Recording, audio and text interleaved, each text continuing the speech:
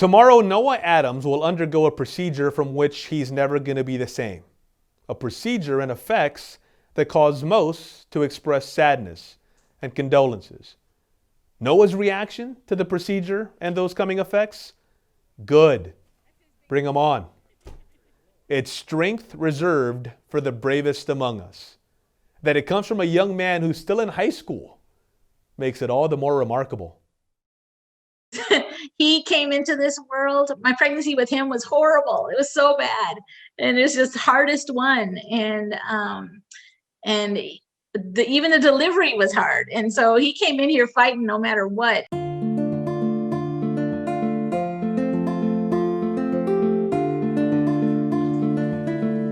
He came out challenging. That's what it was. He was challenging. He's like, no, I'm going to do it this way. Noah's message is like, I've got this, don't worry. That is the ultimate definition of courage.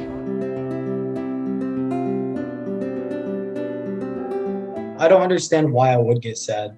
Like, to me, I don't understand it because I don't think it's gonna change much. Like, I could like get sad and whatnot, and I could like get down on myself, but at the end of the day, this isn't my fault. You know, this isn't something I could have changed. Like, maybe if I'm like 60 and I was a smoker, you know, I could have changed that. But, you know, I'm 17 and this is just,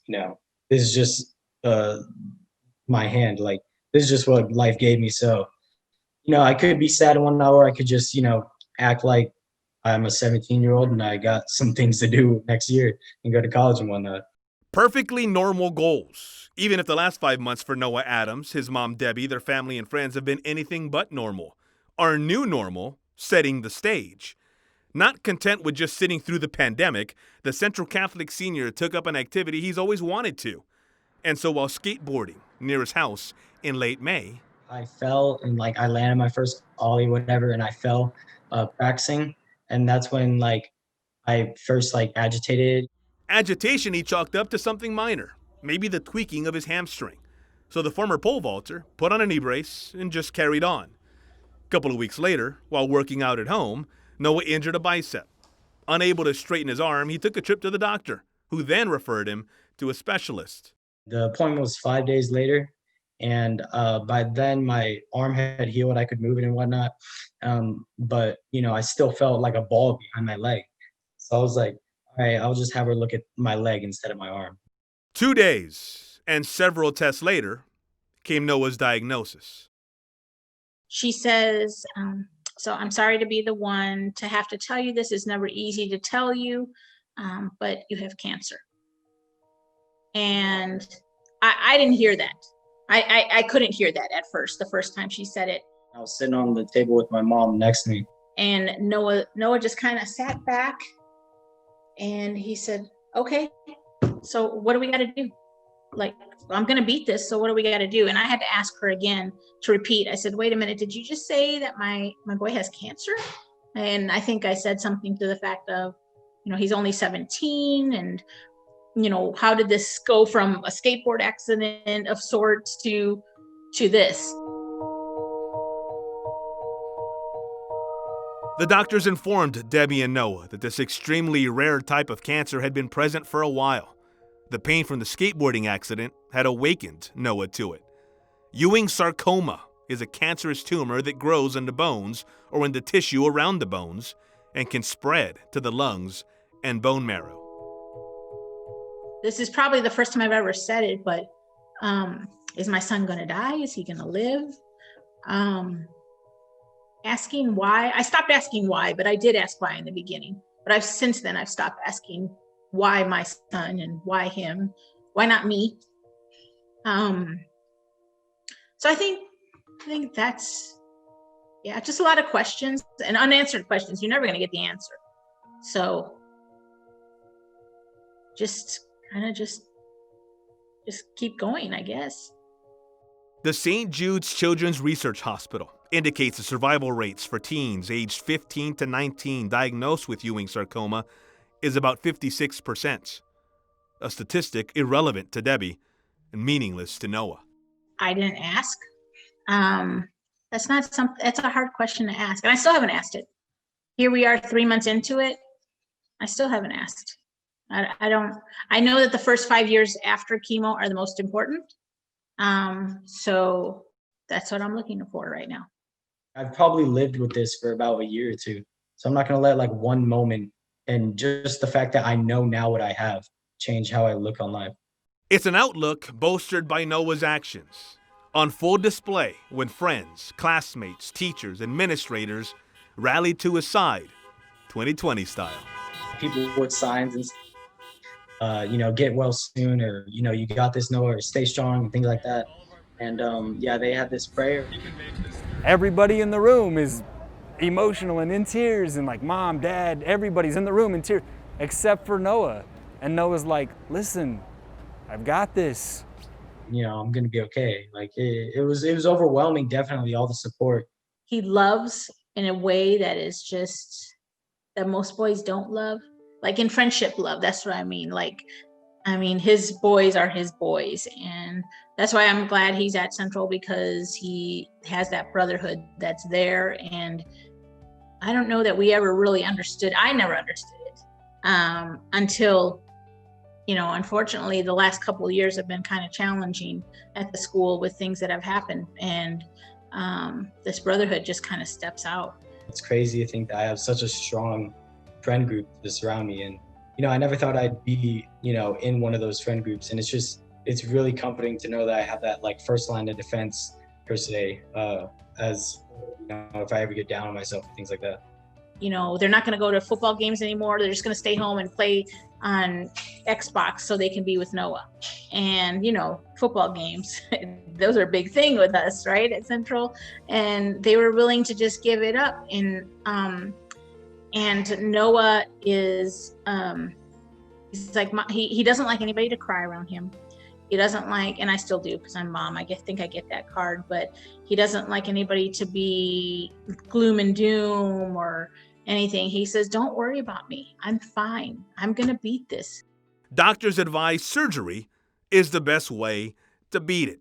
So they gave Noah 2 options, one of which was rotationplasty, a procedure in which the part of the leg that includes the knee is removed before the lower part of the leg is rotated and attached to the thigh, so that the ankle can then function as a knee. That's the route Noah has chosen to take, and it's that part of the journey that starts tomorrow. I try not to think about it, because when we walk out of the hospital a week or so after his surgery, he's going to be an amputee. And I try to put in my head and try to imagine, exactly what life's going to be like, and I just can't. It's going to be different. And especially since he can't get his prosthetic until about a year from now, it's going to be different. So I worry that he's not going to be emotionally ready, but then I remember who my son is.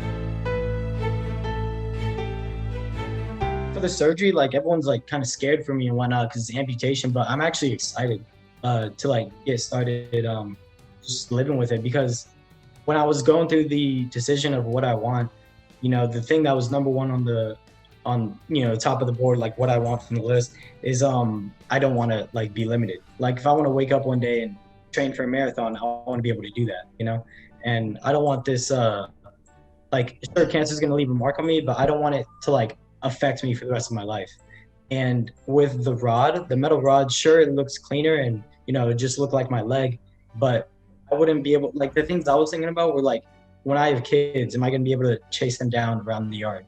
Right? Or am I going to have to be like, no, daddy can't chase you because my knee? I didn't want to have to tell my kids that when I'm older. So, for me, it was an obvious decision.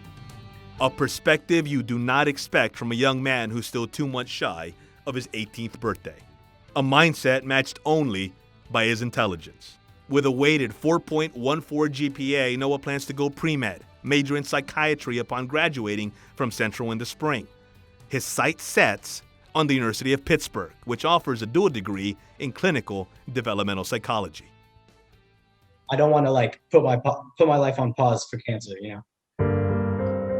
Instead, he's not only busy living, but showing the rest of us how we can live too.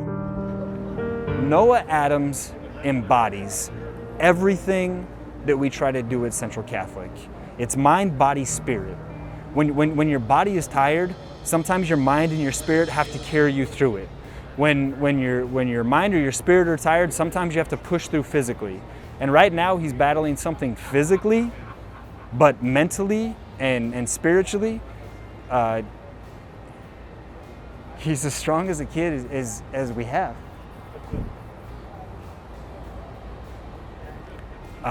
So Noah Adams is the type of student that people get into education for. He's the type of student that is an exemplar, would be an exemplar on any campus, and especially our campus. You know, you talk about a servant leader. You know, he's helping us understand that there's something more than a 100 on a test. There's something more than a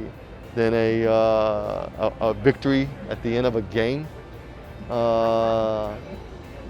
He's a testimony to all what is defined as courage. He's an amazing kid. He's gonna do something. He's gonna do something big. I'm not sure what it is yet, but I know that there's some plans out there that we don't even know. And 10 years from now, 15 years from now, we're gonna see him. We're just gonna be like, yeah, that of course that Noah did that. I still don't think this is that of a thing. It's kind of hard to believe. Like, it's hit me, but it's I don't see it as a bad thing, you know? I see it as just another challenge. We wish Noah a successful surgery tomorrow. If you'd like to follow his journey, you can do so on Facebook. The group is named #NoahStrong.